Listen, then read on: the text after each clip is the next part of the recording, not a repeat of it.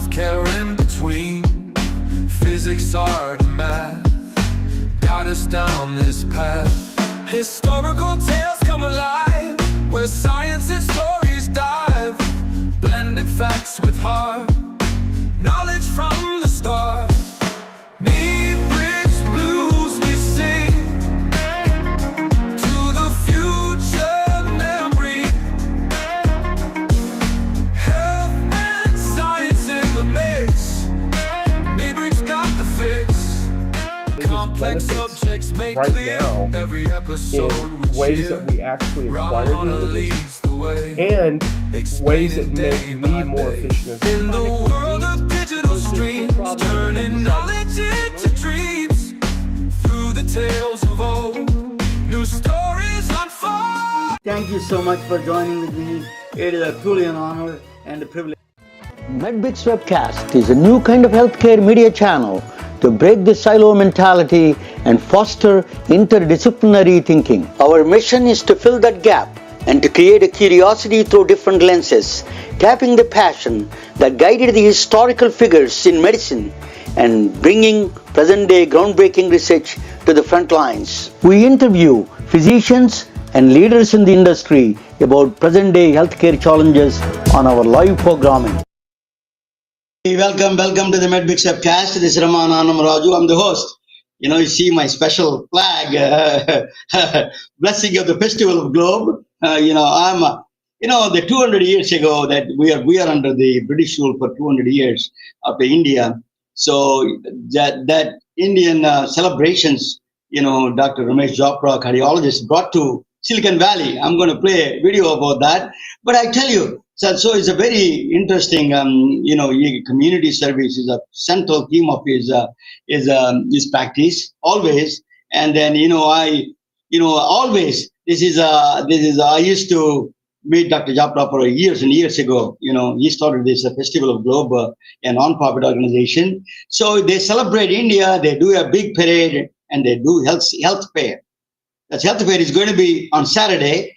And then I put together, we have an ensemble, trailblazers in the healthcare industry are here, wonderful, successful woman. And then all of them are coming to support the Festival of Globe. And let me introduce one by one is a really, this is it's truly an honor for me to have all of them in the same time.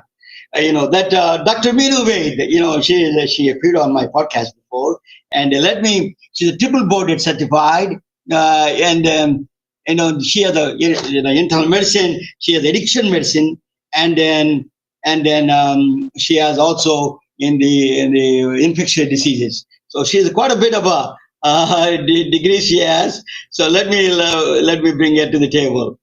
Hey, Dr. Meenu, welcome to the MedBix Webcast and Festival of Globe celebrations. Hi, thanks for having us back again.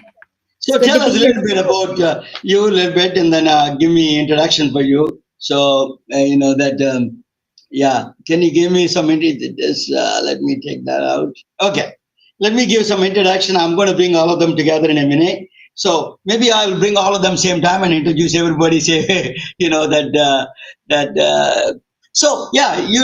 me focus on you 1 second, 1 minute. So go ahead and tell me your background a little bit. And, what are the services? I was reading about a little bit about addiction medicine. That one thing I found out is that in India, and the people, particularly immigrants, the students, the immigrant children, they go through a certain things, pressures, acculturation. They have a special meaning for that. I don't know that they use that word. So there is a prevalent among this stress among so addiction is one of the things so that they have. We put under the carpet all Indians and the taboo and stigma. So tell us a little bit about that, and then I'll bring the rest of the people one by one. Okay.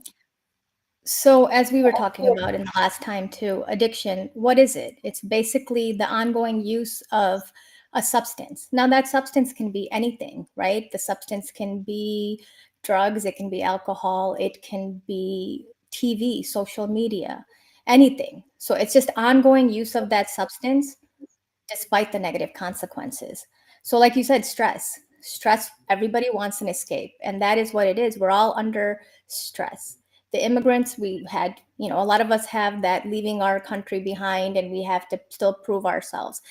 Growing up in Chicago, I think one of the biggest things I had was we couldn't decide, are we from here or are we from India? Indian people didn't accept the people growing up here because they thought we weren't Indian enough, and the people here thought we weren't American enough. So now it's actually, I think it's amazing if you look at how many people have come. We've actually grown into such a large population here, and we dominate in all areas. If you see academically, business, franchises, we pretty much are jack of all trades, which is great. And I think that's why it's great to be on here today, especially talking about Independence Day and getting together with FOG and being able to give back to the community. I think it's going to be a great There's effort. that's called a culture of silence, they call, is a truly. Let me bring Dr. Shagun Bindlish, then, one by Dr. Bindlish. Welcome. I saw your credentials. You work for Amazon. I didn't know that you work for Amazon, One Medical. I remember One Medical started it when he started it in Silicon Valley. Then it became acquired by Amazon, right? So. So they tell us a little bit about your background and what services you offer. Then I bring organizers, and then I bring a Sophia, and then organizers after that. So tell us a little bit about that. Okay, go ahead. Thank you very much for the opportunity to speak here today, and so good to meet you again. We met at Sick Venture. Yeah, correct. There. So I'm a diabetologist and obesity medicine specialist, and over years with my experience, I have seen how closely the chronic care disease has become growing pandemic, and it's still rising rapidly. So our mission was today I'm presenting as a president of Golden State Obesity Society, which is a nonprofit that we started. And our mission is to advance the prevention, treatment, and understanding of obesity through education, advocacy, and community engagement. So FOG, I think, is a very good platform. I think it is our way of giving back to our own community and teach and bring awareness, because our platform is to educate healthcare professionals so that they will bring the latest evidence-based strategies to bridge the science and also bring the chronic disease prevention to their patients. And we also want to empower communities to, because it's very culturally sensitive, and learning about the healthy lifestyle can vary with every culture. So we also want to bring empower all the communities and understand what they want to bring. And then we also advocate for the health equity, which is another major challenge, which I've seen being a diabetologist and the obesity medicine specialist. And ultimately, the most important is the fostering collaboration. We want to have all the stakeholders coming together, clinicians, researchers, policymakers, and community leaders to bring that and lead this change. So I think this is what is our goal. Oh, thank you. That's diabetes is an impending crisis for all Indians. It's an exception if an Indian doesn't have diabetes. It doesn't have diabetes is an exception. That is becoming an unfortunate situation. We need to find maybe artificial intelligence can find something there. But let me bring the star of the show, Doctor. I'm going to introduce him through a video. Okay, that's much better to tell him about him a little bit. Some people, most of you may know about him, but there is a lot of people are watching from around the world for my channel. So I'm going to bring a little bit of a video there. I'm going to play a video. So then after that, I bring organizers.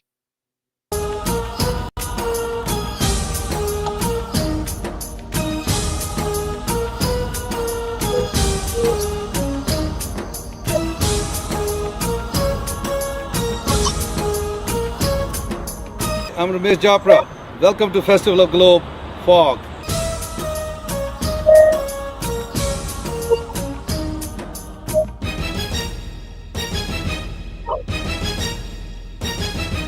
ये दुनिया एक दुल्हन, ये दुनिया एक दुल्हन, दुल्हन के माथे की बिंदिया। ये मेरा इंडिया, ये मेरा India, I love my India. That is not in India, it is in Silicon Valley. He brought India to Silicon Valley when Silicon Valley is no Silicon Valley. Silicon Valley was in essence just a collection of sleepy towns and rural communities far removed from the technological powerhouse it would eventually evolve into. Dr. Romesh Japra, hailing from a humble village in India, embarked on a transformative journey that led him to Fremont, California after completing his cardiology training in the US. His arrival marked a significant turning point for the town as he brought forth the rich tapestry of India's traditions, cultures, and festivals, intertwining them seamlessly into the fabric of American life. Despite encountering discrimination and bias, he remained steadfast in his commitment to practicing cardiology. Dr. Japra has been ranked among top 20% doctors in North America with a specialization in cardiovascular disease and internal medicine. He provided care to a diverse diaspora, including individuals from India, China, Russia, and Afghanistan, and many other countries. Understanding the cultural and religious sensitivities of immigrants, he delivered health care with a profound respect, dignity, and unwavering compassion. I'm Romesh Japra. I'm a cardiologist. Of course, I have long hours. Usually get up 6 o'clock in the morning, get my workout, have a little breakfast, and come to the hospital where usually I have scheduled patients for procedures, surgeries. The procedures mostly I do is cardiac angiograms or catheterizations, and then they may end up with having angioplasty or stenting. Some of the other procedures we do is the pacemakers, defibrillators. Many times we open up the arteries in the kidney arteries, the peripheral, the leg arteries. So these are the kind of Japra Mahal, a sprawling mansion constructed from imported marble stones from India, stands majestically amidst a 25-acre vineyard in Fremont. Its grandeur is marked by a towering Ganesh statue at the entrance, extending warm welcome to visitors. Overlooking the Dumbarton Bridge, which links the towns of Elon Musk's Tesla factory in Fremont and the Silicon Valley investment hub of Menlo Park, Japra Mahal has evolved into a distinguished meeting place for luminaries, diplomats, and entertainers from across the globe. It serves as a hub for a vibrant intellectual discourse and a cultural exchange, fostering connections and collaborations that transcend borders and boundaries. The Festival of Globe, known as a FOG, a non-profit organization, flagship of Dr. Japra, reflects his charismatic, vivacious, and vibrant personality. We flying high just like a first class flight. Yeah, I'm feeling alright, about to go dynamite. Now go and do your thing, girl. Go and get it started. Go and get it started. I said now get up on the dance floor. Go and get it started. It's a Dr. Japra party. Hey. So my name is Laura Turner Seidel, and I'm here to help celebrate India Independence Day, and we are having a wonderful day, dancing, singing, celebrating, and Dr. Japra is amazing what he's done here. Move your body right. We keep it rocking till the morning light. Everybody singing now all through the night. Yeah, we be turning it up. Roof on fire, burning it up. Drop that thing down to the ground while the DJ in the booth straight cutting it up. We own that black label. Yeah, that's that desi liquor. Na menu koi nahi parwa, koi nahi tension, koi nahi fikr. Now drop it and shake it and move it. We popping that champagne and feeling the music. We just getting started, the feelings amusing. I'm so used to winning, I don't need the proper one man gang showstopper. Are you feeling sick? I know the doctor. That's Dr. Japra. I'm a king just like Mufasa. We own that Johnny Walker. They gonna... Beyond the superficial allure of prestige lies a deeper and more profound calling, a commitment to serve communities you live in. In the face of uncertainty, Dr. Romesh Japra lights the way for future physicians. Embrace roles beyond healing, be mentors, friends, activists, coaches, and staunch advocates for the patient's well-being. Dr. Japra embodies the very essence of noble profession, epitomizing the qualities of compassion and leadership that define the doctor. Long live Dr. Japra. Thank you, Dr. Japra. So, what do you? So, welcome to the MedMix webcast. You were instrumental doing a Festival of Globe. So tell us a little bit about the Festival of Globe. Then organizers can tell all the details, but you can give us some essence of the Festival of Globe and the wonderful trailblazers of our community, Dr. Minu Ved and Dr. Shagun Bindlesh and Dr. Sophia are joining. So joined already, I think. So tell us a little bit about that, Dr. Japra, about the Festival of Globe, how you got into this long story, but make it short if you can. You. Thank you. Well, first of all, I would like to thank the young physicians who just joined us, especially these specialties of addiction and diabetology, and which is the most important in this modern era. Not only just Indian Americans, but the whole humanity at large has been, unfortunately victimized with these issues. Our Festival of Globe is in general, of course, we talk a lot more about medicine, medical problems, and medical issues. But as when we get the whole community together, as has been mentioned by both the physicians, we can accomplish a lot more than what we can do in the hospitals or in our clinics. When we get out to do the same health fairs, free health fairs in the festivals where, we get almost 100,000 people over the 3 or 4 days together, and not only just Indian Americans, but also everybody, non-Desi people, as I call them, they also join us, and different countries join us, and that's why we call it Festival of Globe. We used to call it Festival of India, and we put the benchmark, and then we had the platform.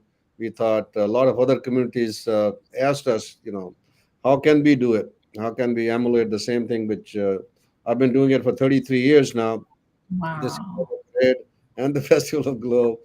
We started in 1993 with the Asha Parekh was the first Grand Marshal at that time. So we've had Amitabh Bachchan, Dharmender, Vijayanti Mala, and many others come. And this year we have Bhagya Shri coming up.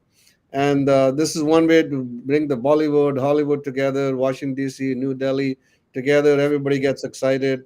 They all come, enjoy the festival. And then our, some of the issues which, as has been brought up, then we can sort of introduce to them in a smaller way. And then hopefully it carries on throughout the year and go further. So it's just medicine is just one issue. We bring a lot of other spiritual, religious, cultural, even economic, and sitting in the Silicon Valley, how we want to empower them. Last couple of years, we have brought in even the political empowerment, as was being mentioned earlier by Minu, that we excelled in almost every field out there as Indian Americans. We have number one earners, and whether it's science, research, medicine, IT, business, you just name it, education, we have excelled. But in political arena, we're way behind, almost zero, as far as I'm concerned. Now we started something called Hindu Rajniti Academy under our Festival Globe and Americans for Hindus organization. So we are trying to get youngsters, and we have, lo and behold, 18 years old last year, Renu Nair, the first board trustee, got elected by 26 votes, millions of dollars of budget, and she's the youngest person in the whole United States of America got elected just out of high school, 18 years old. We got her elected, the board member, and we have Dr. a whole. Dr. Japra, this is the health fair that you're doing. That is, you're doing a cardiology. You're a cardiologist, right? India is we have by default we all have heart problems. All Indians, diabetes and heart problems. So I'm not saying that. I think that is. What do you think that we need to change the fundamental level at the prevention level from all the way to the food level? Well, is there anything that we need to change? Well, it's a lifestyle. We always say, diet, exercise, and stress. These are the three things. We're not going to be able to change our parents, where we born, but at least those three things you can definitely change. And especially earlier was mentioned by Minu also that our stress level in this country getting a little bit confused. But I think those things are getting better. We used to call them ABCD, the American born confused desis.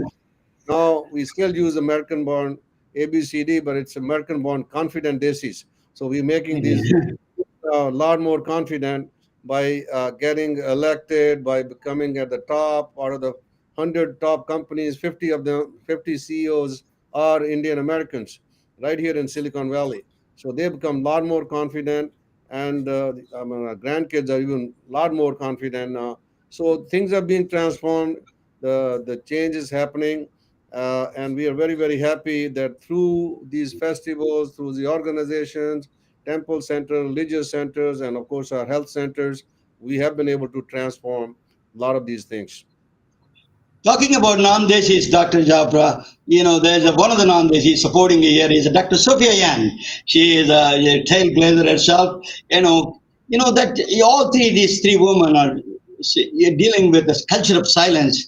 People that in our cultures, the taboo cultures, talking about sex, talking about the prevention, talking about the diabetes, even talking about mental health. All of them are addictions. These are all a taboo. It's a culture of silence we have. I think these are the women stepping forward to do that. Sophia Yen is one of them. Let's talk about, she is a trailblazer. She's one of my first few guests, when I started my podcast, and she's been there, loyal supporter. Thank you, Sophia. Thank you for joining with us. Yeah, thank you so much for having me. I think, it's great that we have such a strong women physician presence, but also to talk about, health. And that's the beautiful thing about the Asian community is we believe in pre-med and we believe in science. And so we should be able to talk about our body parts, not necessarily in a sexual way, but simply in a health way. That if you don't get treatment with HRT, you are at greater risk for bone problems, but that you are also at greater risk for recurrent urinary tract infection, that you are also at greater risk for what I call sandpaper sexual relations, painful, ripping kind of bloody badness that can happen. And we shouldn't be afraid to talk about such things in a medical, scientific way. It doesn't have to be sexual, but definitely should be talked about. And mental health is part of diet, exercise, stress. If you are depressed, if you are stressed out of your mind and you can't get help because your community won't talk about it, then you won't be healthy and you will have these cardiac things. And then also being an immigrant, we are all, or children of immigrants, are seen as foreign, even though we might have been born here. That's, subliminal stress that's coming on our lives and mental stress. So I'm so glad that we're able to speak about it, but then we can encourage our communities to do that. All of three of you really, Dr. Japra is an institution, he's been here a long time, but joining is really honor. What the things that they face, cultural, particularly Indian community, Asian community, South Asian community, what kind of things that you see that you see, start with the menu, that what kind of things you see in general about these people that people who are coming to you, they won't express, alcohol abuse or drug abuse. It's a very difficult, and families go through the real pressure on that one also on the top of it. So tell us a little bit about that, Dr. Wade. So for sure, I think one of the biggest, it's a taboo for us to talk about any sort of addiction and actually any home things, right? We're taught to keep everything at home, not to share our problems. And that's one of the biggest issues we have, that if we're not able to voice and we're not able to realize that other people, you feel better. There was a reason why people used to say misery loves company. But the reality is it's not misery. It's giving you that hope that, wait, there's other people like us out there that are suffering. And the more brains that we put together, we can come up with solutions. And I think for our culture, we're changing. Like I feel so much better for my daughters that they're a lot more able to express themselves. But growing up, we were still, because being parents of immigrants, we were still being taught to be the way our parents left India, that we shouldn't speak loudly, we shouldn't say anything, and we should accept everything. So those are one of, I think, our biggest struggles that we do have. Women are, like Dr. Yan was saying, that we are finally able to move forward and talk about things and express our opinions. We're not there fully yet. We're not even getting paid the same as you guys. I was actually shocked when I recently learned that chat was telling females to ask for less money when they're as equally qualified as the male counterpart. Wow. So Wow. we're still fighting that uphill battle. I think culturally that's a big thing. And another big reason is culture in all of us, right? Whether we're Indian or we're Hispanic or we're Asian in general, we all have these cultural things. Like I'm from Punjab. For us, you have to drink, and there's certain foods that we have to eat. And those are just culturally, we cannot change that for people. Like if I was to tell my dad no lassi and no, like, they're gonna be like, no, we have to eat paranthas in the morning. That helps lubricate my joints. Yeah, Shagun, Dr. Bindlish can tell about that. She's a diabetic specialist. Tell us a little bit about this lassi, meaty game, mithai game. I want my patients to eat mithai so that they come to me. This is so. Yeah. In any case, I understand Meenu, and she's so true. We all are very bound to the culture and the way we have been brought up, and I do see that challenge. Especially people come and ask about the nutrition, and when we talk about, okay, this diet is better or that diet is better, it's very hard to say, and actually sometimes like. Spread your wings outside of what they are used to, because it's very difficult to change the habits. So it is culturally very strict and difficult, but I think nowadays people are getting very motivated and and are taking their health very seriously. Especially like Dr. Japra will be definitely vouching for that, because a lot of the young people who are actually physically very active are getting early age MIs or like heart attacks, and they are the people who are very active, and actually sometimes they're just dropping down on the playground.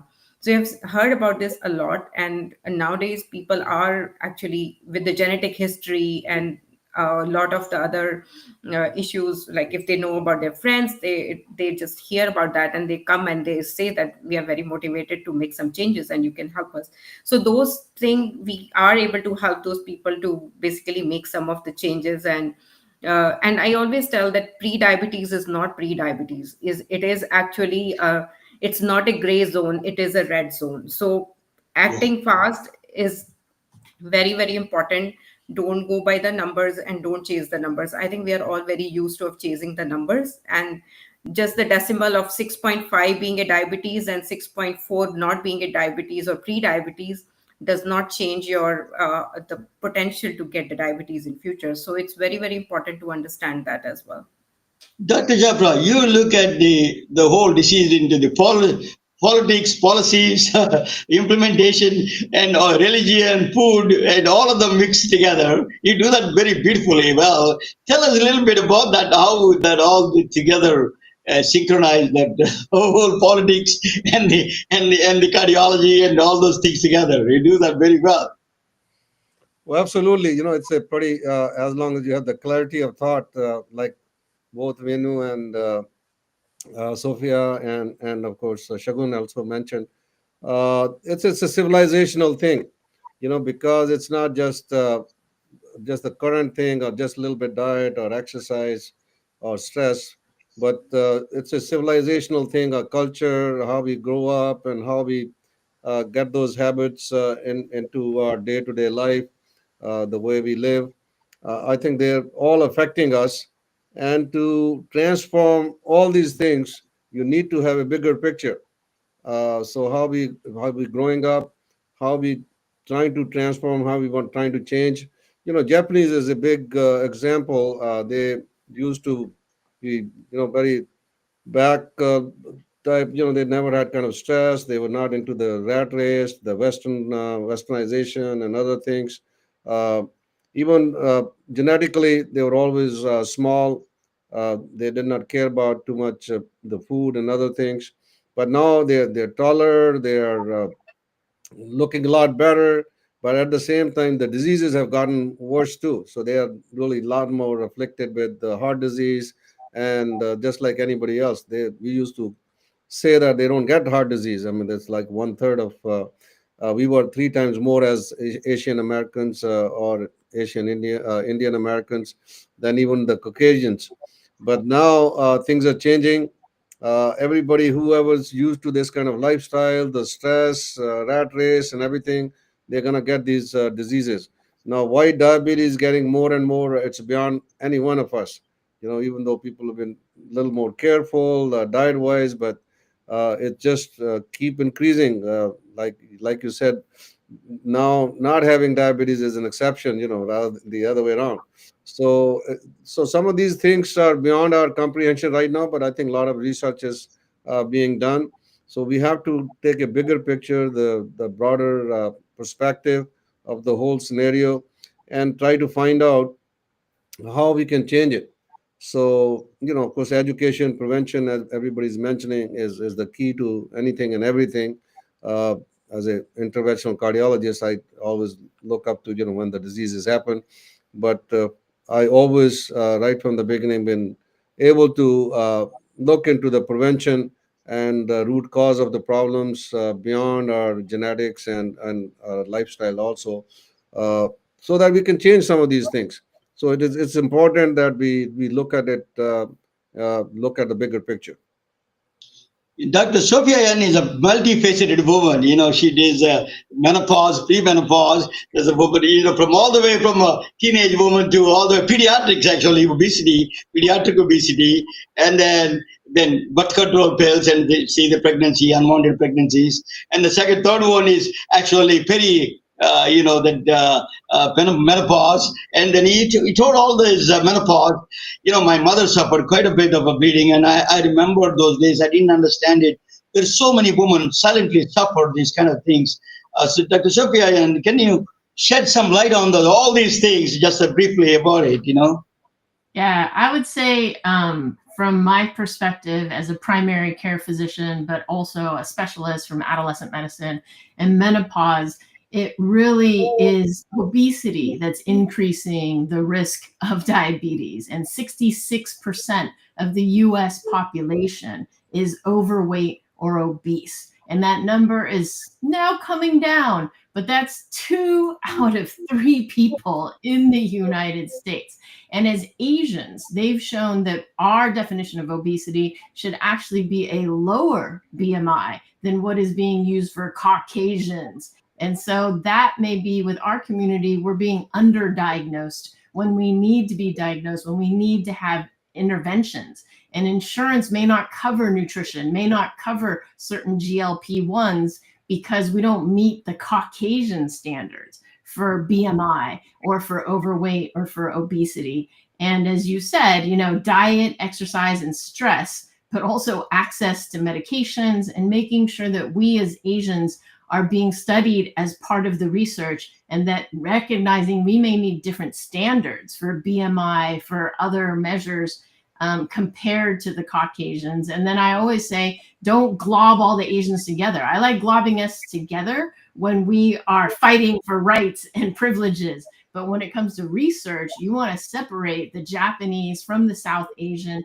from the Chinese, from the Filipino, from the Pacific Islander, because the diets are so totally different and the genetics are different. We know that South Asians have lower HDL. We know that Japanese generally have higher HDL. My friend who's half Japanese has an HDL of 80, and she doesn't exercise at all. And my obese patients at my Stanford clinic, I wish they had HDL above 40.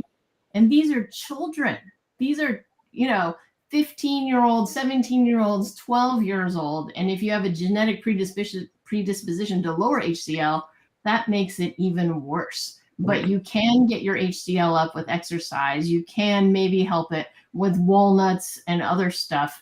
But it really is obesity. It's really about fast food. It's really about the food that they're serving in our schools. They used to cook the schools on campus and local and whatever, and now it comes out of a box. If you haven't watched the movie, there's I forget the movie, but it was a documentary about how they make school food, and it is horrifying.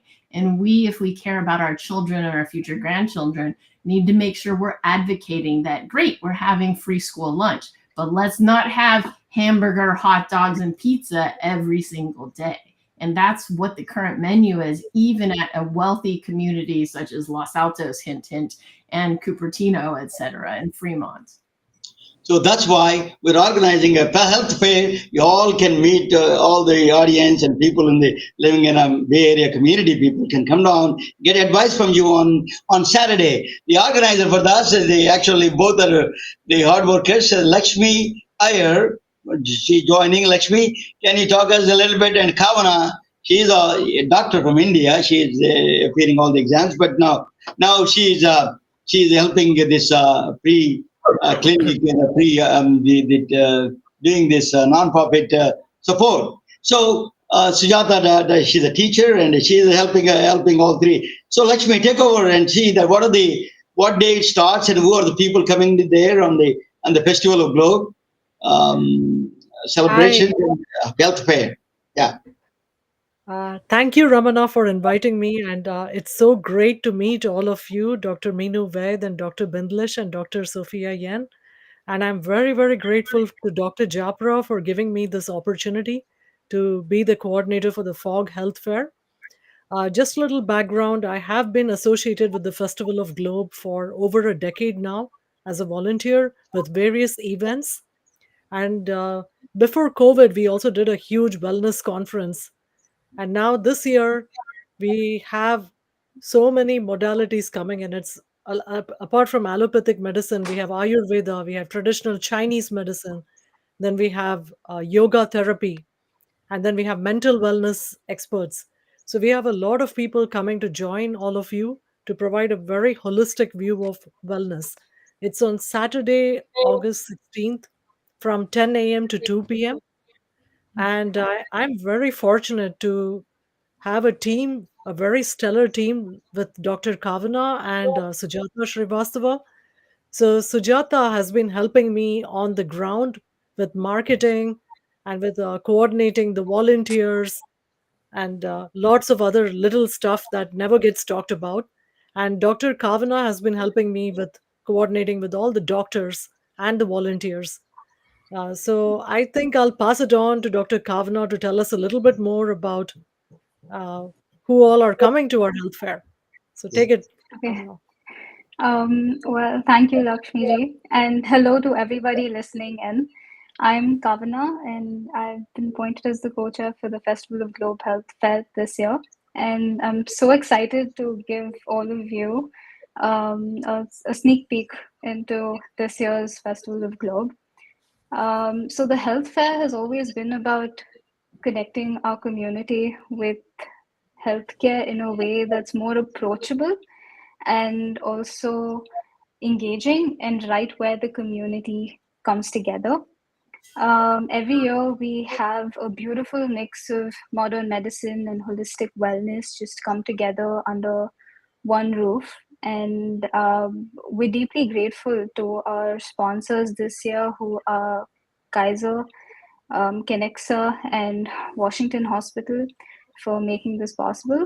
We also have an amazing lineup of organizations and individual physicians who would be joining us, from our very own Dr. Romesh Japra's clinic, which is Pacific Cardiology Associates, to Bay Area Community Health, who will be doing free vitals checks and free blood tests. We also have Five Branches University, who will be, they specialize in teaching traditional Chinese medicine, including acupuncture, and they will be offering on-site acupuncture services too.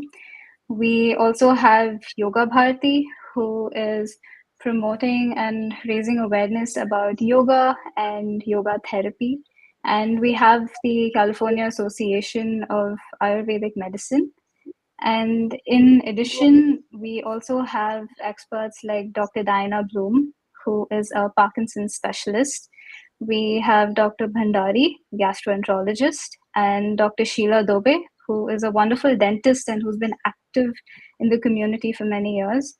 We also have Dr. Pankaj Bhargava, who's an oncologist with UCSF, and will be there to share his insights on cancer screening and prevention. We also are going to have Dr. Meenu Ved, Dr. Shagun Brindlish, and Dr. Sophia Yen with us, three incredible physicians. Like we all already know, Dr. Oh Shagun my. Brindlish, who's a diabetologist and is the president of Golden State Obesity Society, focuses on obesity, diabetes management. And alongside her, we have Dr. Meenu Ved, who is the CEO and co-founder of, the CEO and founder of Savera, who works with addiction medicine, infectious diseases, and wellness coaching. And together they bring in the whole health perspective that we so very need. And we also have Dr. Sophia Yen, who is here with us today, and we'll also see at the health fair, who is the CEO and co-founder of Pandya Health.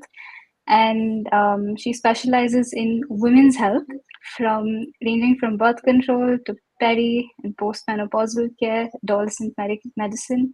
And she's also a passionate advocate for empowering women with the tools and the knowledge that they need to thrive in every stage of life. So yeah, to everybody who's watching us and listening in, we would like to invite everyone to join us at the health fair, which is happening on the 16th of August. That's this Saturday at Fremont. So if you're in the Bay Area, then please do stop by. Oh my, it is wonderful. Festival of Dove is coming back with a vengeance. It's all full pledge. That's very good. Thank you so much. That's really absolutely wonderful to have a ensemble of the highly qualified doctors, and then all these specialties and the testing services is really. So Kavana, you understand this a lot of particularly we are getting a woman focus because men. We don't care about what people think. I can say anything that I have. But, women are always taboo and then hide something, particularly Indian woman you experience from India and also as a doctor, you know the process. What do you think of that what stops them? What really challenges that young women face to approach these taboo subjects like birth control pills or menopause or obesity or all those things. So our mental health, addiction, all of them. So tell us a little bit about that, how that woman think in that direction. Well, I believe there's a multitude of factors that affect this. There's accessibility, social taboo, and just a lot of things that people in India they grow up hearing. So even if care like this is accessible, it's always, not always, but often quite hard to access it. That's especially in the rural setting, which slightly gets better when it comes to the city, and but it's still quite prevalent, which is why we are focusing on women's health this year. And that was one of the main reasons why we wanted Dr. Sophia Yen to join us and to advocate for it and then empower and just educate everybody who stops by. Sujata ji, that you are retired, but still you're a teacher, retired. What motivated you to help all of us in this grand idea of community service? Yeah. Hi, I'm Sujata Srivastava from Festival of Glow, and I'm very happy to join this organization. Reason is that after retirement, I was just looking for something that which I can do for the community, and it was a very great platform for me. And since last 3 years, I'm associated with this health fair, and it is really it has been wonderful experience for me that I can promote health and wellness in society. Thank you. That's good. You're getting all the energy. You're giving us energy. Actually, we're not giving energy. You're giving us I'm energy. motivated by all of you. That Dr. you can say. Dr. Japra, when I talk about energy, you have a relentless. I know you for 30 years. You never stop working. You get up at 6 o'clock. You get up at 6 o'clock. I don't know how you do that. What motivates you to do this community service and to help people? I remember Dr. Japra, and I want to tell other people watching it. It is one day there was he is not even a patient. We went there. There is a lady that she was killed in a car accident. Somebody killed a drunk driver killed one Indian girl in the car accident. So I was with the Dr. Japra at the time, and then we went there. We spent 2 hours. He's busy doctor. We spent 2 hours really consoling them, talking with the community, talking with the relatives. It is really it's an amazing experience to me to witness that. Tell us, Dr. Japra, where did you get this energy to help communities? Where you got this motivation, and energy both? Well, thank you, thank you. You can see all these people, excuse me, around me.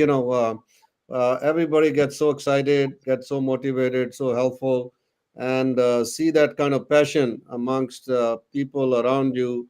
You want to motivate them even more, get them more engaged, and it's so gratifying to see that happen. Something which I've been very passionate about, and I enjoy it. I like it. Uh, it's a God gift that I don't get tired. I can keep doing for hours together. Never bothers me, never tires me out, and it's the most gratifying thing. Of course, we in this profession, we call it a noble profession for a reason. A lot of people do it as a business, but if you can stick it as a noble profession as such, that we're supposed to help other people, besides taking care of our own self as individuals, for our families and the immediate family, or then the society, but the humanity at large.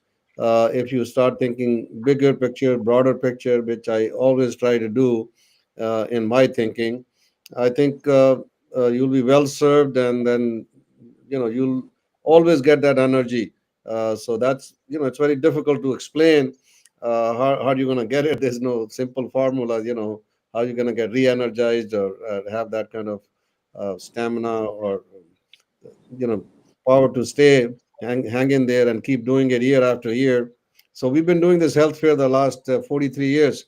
I started in 1983. In the beginning, we used to just do it because a lot of people who came from India, or even for that matter any other country, came to our temple, and they did not have insurance, they could not speak English, or their language was the issue, and the health care was so expensive in the United States.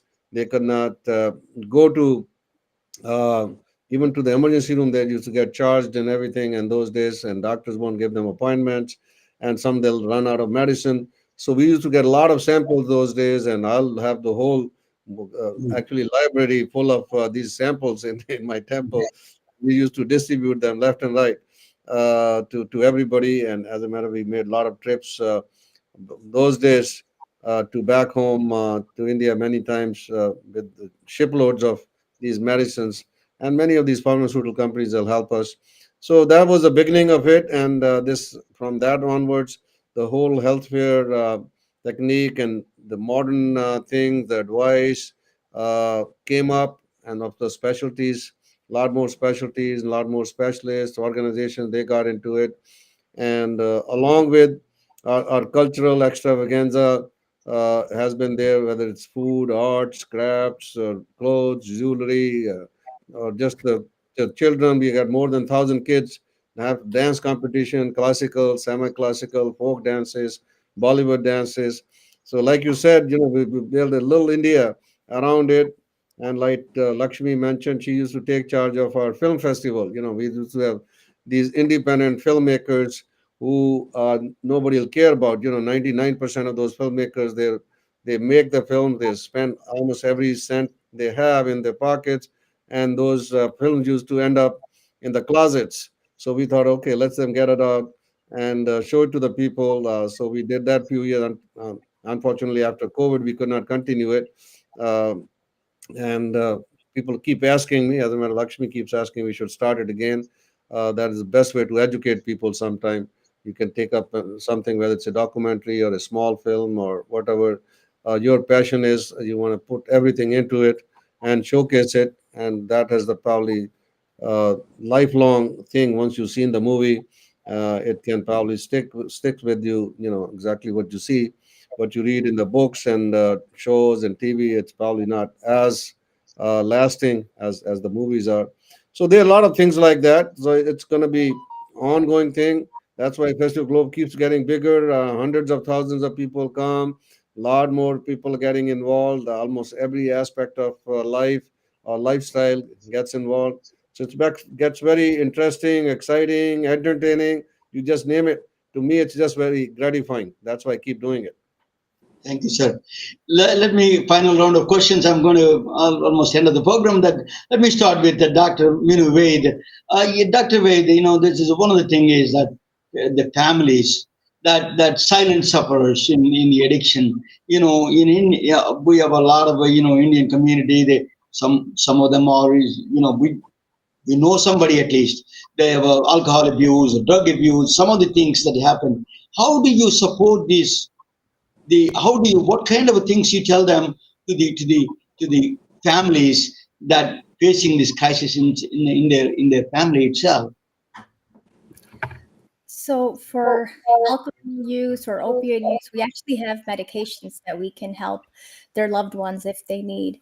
There's plenty of support groups. There's a lot of apps. I know you and I were also talking about that. You realize how opioid epidemics is the first time in almost 30 years that we've actually seen a drop in the number of opioid deaths that we're having every year. And that's definitely for the reason that we put Narcan in so many places. If you do have a loved one who uses opioids, I recommend every house to have a Narcan. Teach your kids how to use it. That would be a great thing. Another thing is Al-Anon is a support group. Like we have Alcohol Anonymous for the actual patients. We have Al-Anon, which is great for families because it's not just the patients that's suffering, it's everybody. Because they get caregivers fatigue. It's the whole issue of everybody. So that's a great support group. A lot of times it's really motivational interviewing that I do. It's trying to get the person to come to that point of them wanting to get treatment. Unfortunately, that's our biggest thing. In order for you to be successful, you have to want to get treated. If you're not ready, we can't really do much. I do encourage families to get that support system, come to Al-Anon. We do want to really take the stigma out. We want people to realize that whether it's alcohol, drugs, social media, whatever thing that you're food, that's why we joined Golden State Obesity Society. Anything that you're addicted to, there's always a support group and there's always a way to get out of it. And we want people to realize I like to tell people when it comes to drugs or alcohol, if your loved one wasn't taking his insulin, do you tell them, no, we're not giving it to you anymore and we're not talking to you? It's the same thing with someone who uses drugs. You don't just leave them and be like, all right, we're done. We have to give them that support and they have to realize it's okay. It's one day at a time. So a lot of those motivational interviewing, the conversations and support groups are very important. And I said medications. So Thank you. That silent suffering is, there is a way to express that. Dr. Shagun Benlish, your obesity, your Amazon, what is different between Amazon One Medical that you're doing and, those are young people, they don't have obesity problem in mostly all these young people working on the computers, they go to gyms and everything. But people who are some other group, like Indians and call centers, they sit down in one place and they don't move and they start putting a lot of weight. Diabetes increasing Indians in a faster rate than any other community, only particularly Indians. It is. What do you think of that? I don't know South Asians, but Indians are the prime target for the diabetes. So what do you think? How do you change this national kind of a addressing system? Is a national crisis, right? Diabetes. How do you address as a doctor and then give what kind of a thing you can give a national framework for this? So first of all, it's not about Amazon One Medical or about Indian population. Actually, the comparison is, I will say, not correct. I think we all are human beings and everybody has their own limitations and the reasons they come across the disease. But I agree that Asian population definitely has more influence, and the genetic factors are also, I have been noticing that it's influencing their potential to get the obesity and diabetes. So I would say that most of these chronic diseases are largely preventable, but they yet account for the majority of the healthcare cost and the human suffering. But what I focus on is the lifestyle medicine, because that basically empower the individuals to take control of their own health. So I think it does, young patients or the older patients, all of the age groups, obesity and diabetes has been affecting every age group right now. And sedentary lifestyle, especially in the working from home post COVID, and a lot of the limitations in the physical activity, and also difficulty in like long working hours, and difficulty in planning the meals has been also a biggest challenge. So what we do is we educate about the 6 pillars of lifestyle medicine, and in that, nutrition and physical activity actually comes down. So we actually should think from a reverse pillar now. So stress, addiction, and sleep is very much significantly impacted, and that actually is one of the major cause of the weight management nowadays. So if we really reverse and we start focusing from the lifestyle factors like sleep, stress, addiction, relationships is very important, and then comes to the nutrition and physical activity, because we really need the balance between everything.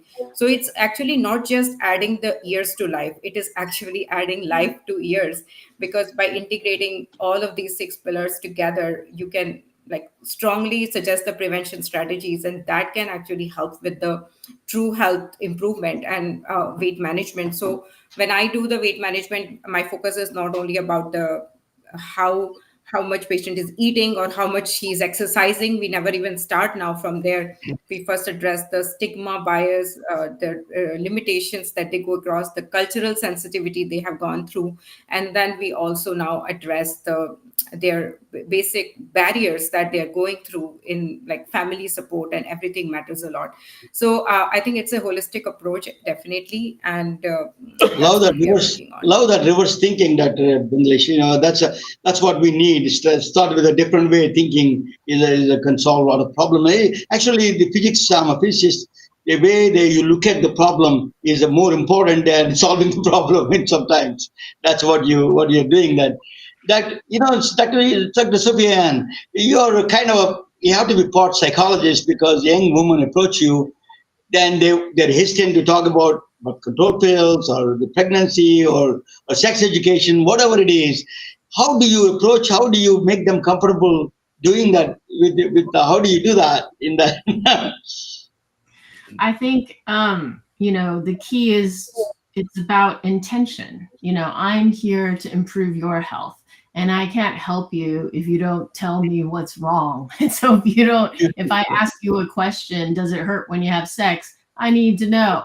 How many sexual partners have you had? I need to know. What orifices are involved in your sexual interactions? I need to know. Do you use a condom? I need to know. And on the menopause side, all the different kinds of things you can have there: hot flashes, night sweats, exercise, eating, sleeping, but really bone density and other things. I just am, if you haven't noticed, a blunt person, and I am honest, and I hope that my patients realize, that is our intention as physicians, is to improve their health. And so I need the information. If you don't tell me, that's fine. We'll both walk away and pretend that everything's all fine, but I can't help you if you can't tell me. And so that is part of it. The other part is confidentiality. For adolescents in the state of California, they have the right to confidential reproductive health care and mental health care, as long as it's not medication for mental health. Otherwise, then we have to get their parents involved. And we always tell the parents, if the young person's going to hurt themselves, someone's hurting them, we will definitely tell you. But outside of that, what we talk about is confidential because we want to allow the young person a space to tell us, I'm doing drugs, I'm going to hurt myself, I'm going to kill myself, and then I will tell their parents, or that they are considering being sexually active or that they are sexually active. So I can prevent unplanned pregnancy, prevent abortion, prevent sexually transmitted diseases. And same thing with our services. We are asynchronous telemedicine, and we feel that people are more honest, not with a video or phone. If I just met you and now I'm asking about sex and pain and all this stuff, versus a questionnaire where you can type in the answer and I can type back, and we can go back and forth until we're both happy with the questions and the results. So I guess confidentiality, the ability not to have a face and a voice, because sometimes they may feel judged. We've seen teen clinics where they'll go from Chinatown to another part of town because they don't want to walk into Chinatown and see their auntie or their friend or their friend's mom there who's then going to tell them, hey, I saw Sophia go into the teen clinic and you know what they do in the teen clinic, so it's giving them confidential access and protecting confidentiality and really just making it clear we're here to improve your health. You're a true champion for a woman's health, Dr. Sophia, and I know you for a long time. Kavana, what are the procedures of people coming at 10 o'clock? They will be 10 to 2 p.m., right, on Saturday. It's open and they give a testing and all these things. Give a little bit explanation, a little bit about that. And you guide all these doctors when they come down there, you need to show them all those things, a little bit of Festival of Globe process. Yeah, absolutely. So the health fair is on the 16th of August, which is this Saturday, and it is from 10 a.m. to 2 p.m. Dr. Ved, Dr. Bindlish, Dr. Yen, and many other physicians and organizations will all be there. We are open to having the community join us either as volunteers or just as attendants to come and take participate in the health fair. We have many physicians actually. There's ophthalmologists, diabetologists, gastroenterologists, mental wellness companies and physicians, also dentists, and basically a lot of people, a lot of different coming from a lot of different fields, and we basically just want the people who are coming to participate in the fair, who just come to attend the mela, to be able to talk to all the doctors who are at the booth, gain some information from them about the things that they're there to represent, and also be able to find their way back to these specific physicians, whoever they need, somewhere down the line. So Lakshmi, we have to connect everybody. Thank you, Kavana. Lakshmi, you can bring a lot of their parents, their relatives, people who have a knee problem, all kinds of things. They can bring it. They can come down there, and it's better to come by not by. There is enough parking space, or I don't know much about it, but there is a kind of registration process a little bit. There are people who are coming there. So actually, the Mela is pretty informal in that respect, but this time we intend to streamline the process of the people entering the health fair so that we can guide them to you. And we would suggest that you bring some educational material like what Dr. Bindlish and Dr. Yen shared or Dr. Vaid shared. It's good to have some sort of pamphlets or some flyers about your organization at your booth, because people will be visiting the booths randomly. So when they come, and if they want to talk to you about a specific issue, like, okay, I want to know more about diabetes, or I want to know more about menopause, and or addiction, then they'll come to you and talk to you, and you can give them some pointers, and maybe you could have one of your booth volunteers collect their email or phone number so that you can reach back to them. And another thing is, we advise everybody to be there at least by 9:30. 9 a.m. would be great, because you cannot bring the vehicles inside the fair after 9 a.m. because the security will be closing the main gates. But we have wristbands for all our participating vendors, as well as all of you. and the volunteers. So we will be giving you wristbands. I'll be sending you all an email about parking and stuff. There is parking in and around the area on the street side and in the companies behind it. There's Bay Area Community Health, and there's another bank or something like that right behind. So I'll be sending you the directions for that, and you can park your car over there.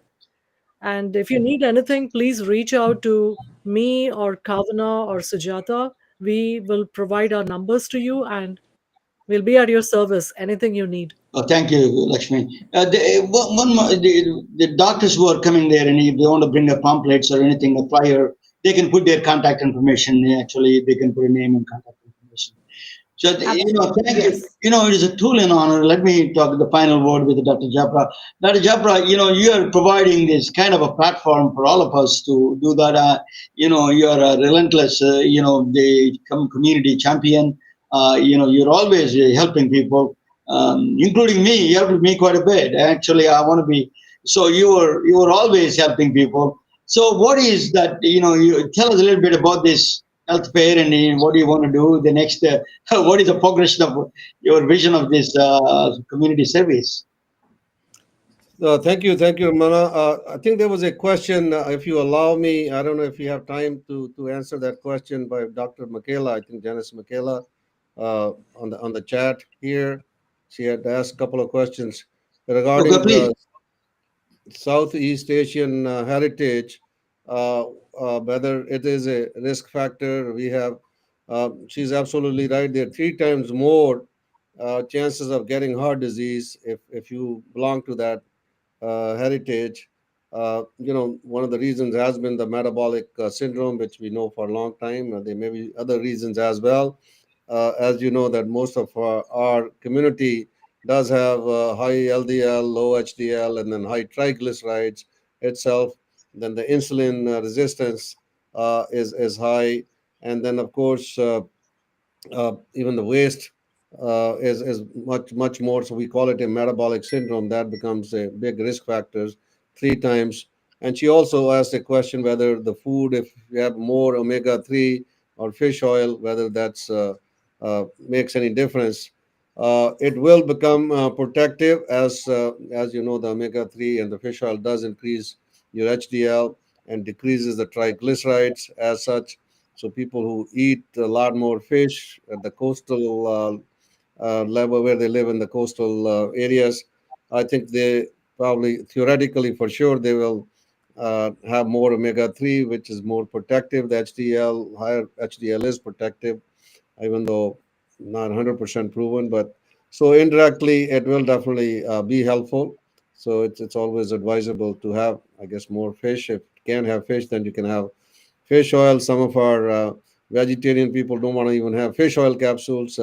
They can have krill oil, that which is a vegetarian, so they can have that. So with that answer, I hope that answers Dr. Michaela's. Otherwise, you can probably put it down there, and I can answer privately also in the chat itself.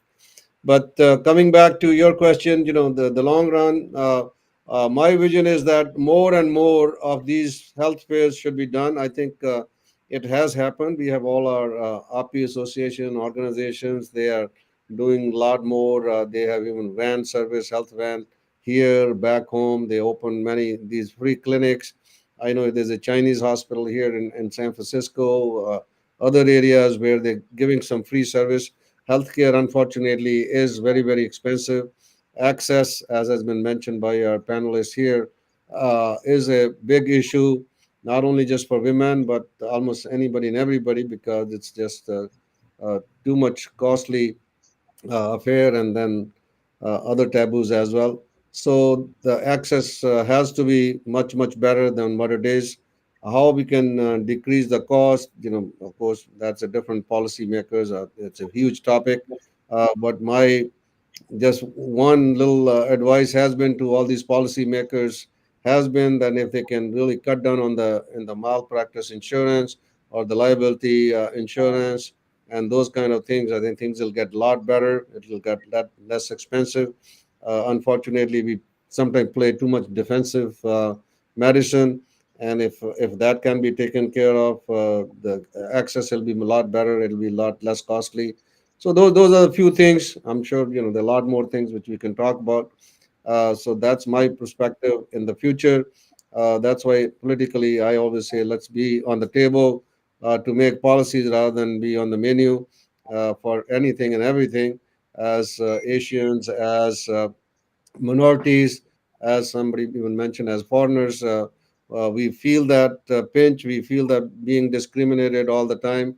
And unless we are on the table, we are the policy makers, that will not go away. Just educating ourselves or to getting confident is only when we're the CEOs. That's what I mentioned earlier. ABCD, American born confused. They see to confident, they see. So that's what will bring us the confidence, and hopefully we'll be able to help everybody else, not just our own community. As we believe that loka smasta sukhne bhavantu, so that we can help not just our community but everybody prosperous, healthy, free, and peaceful, and ultimately happy. Ultimately, it's the happiness which is going to count. The final version. Let us talk about the final word is that let us talk about fun. On Sunday, we have a lot of food stores there, and then Sunday there is a big parade, right, Dr. Japra? The big parade. A lot of countries are participating. One of the states that participating, all the states in India putting approach together is going to be cultural. India is every state has a different, a distinct culture. So they're showing all, they showcasing their approach. One of the states that is actually I'm interested in. My brother lives there in the state of Goa is coming. That's a special this time. So I think it's going to be wonderful in the Sunday. Just to give us a final thing about the all the parade and a little bit about the Dr. Japra. And you all are welcome to join the guests right in the parade, and they come down and please join with us. Absolutely. I think, like you said, that's not only just the fun part, but that's a lot of learning, very educational, very culturally oriented, civilizational. You're going to get a lot out of it. We showcase our culture, our heritage, our philosophy, our values, our virtues. Everything gets showcased over there by different groups. So almost every state in India, right from Kashmir to Kanyakumari, Kutch to Arunachal, they are represented, and a lot more countries this year: Nepal, Bhutan, China, Korea, Japan, Filipinos. They're going to have their own groups who are going to be also showcasing. So we are trying to expand as much as we can. And the 8 lanes in the center of Fremont, the Paseo Padre gets closed for us now. I remember it used to be just around the little block. We used to do the parade. Now the whole thing gets closed, and everybody, it's a free parade. Everybody comes and joins us. And especially you mentioned the Goa. There's a state of Goa which is a coastal place. It used to be a Portuguese colony back home, and they still have a lot of Portuguese culture over there, but it's become a destination place. It's very health oriented. A lot of massages and therapy, aromatherapy, and yoga therapy, and everything else. As a matter of fact, the chief minister of that state, he's a Ayurveda doctor, physician himself, Dr. Samant, and so we have a tourist minister coming, tourist secretary coming. They are one of our sponsors, main sponsors of this parade as well. So they'll have their own float where they'll be showcasing their culture and some of the health issues. And we're doing a special event on Saturday night at my house at 7 p.m., which is very exclusive event at our place. Uh, so you are all welcome to join us over there at 7 p.m. We'll have some fun, nice dinner, wine, even a homegrown wine. I have a little vineyard as well, so we could have that if you like. Otherwise, we'll have interaction with some of these people, the secretaries and others. We are getting a lot of these tourist agencies, airlines, travel agents also get together so that we can try to promote it. Like I said, it's become a destination place. Even some of the Caucasians are going back to Goa, India, to retire over there, because that's probably really affordable place to retire, in the sense still have a lot more glamour, culture, nightlife, and whatnot. And at the same time, it's not as expensive. Health uh, resources are available a lot more effectively. Holistic medicine is at its peak over there. So I think there are a lot of things which one can get from this, and that's why we're trying to promote. We'll be bringing one state at a time, different times, and try to have this holistic approach where people can get the benefit. Like Ramana always like, he says, play hard and you work hard, but you have to play hard. So we try to that phenomena as well over there.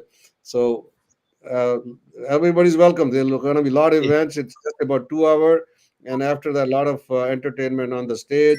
We have again Freedom Gala, we call it, at the night on Sunday night. You're welcome to join us there as well. So there'll be a lot more entertainment, some awards being given, recognitions. So there's a lot more going on whole weekend.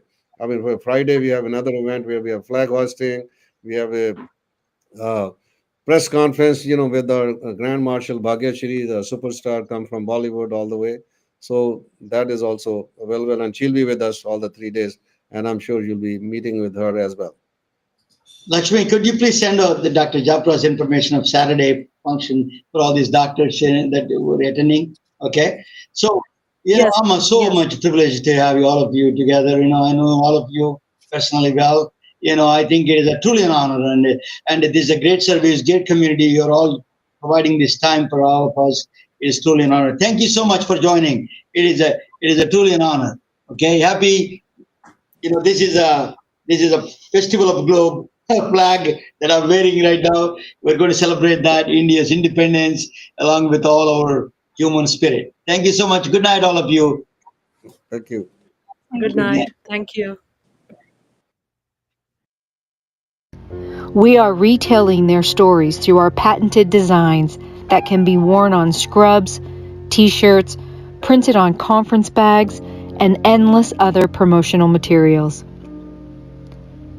Daily Wear for Medicine is the first ever of its kind to create curiosity in medicine through visual art. We at MedBricks are celebrating unsung heroes of the past who made enormous contributions to the field of medicine through our unique campaign called Daily Wear for Medicine. You can wear it, carry it, and give it.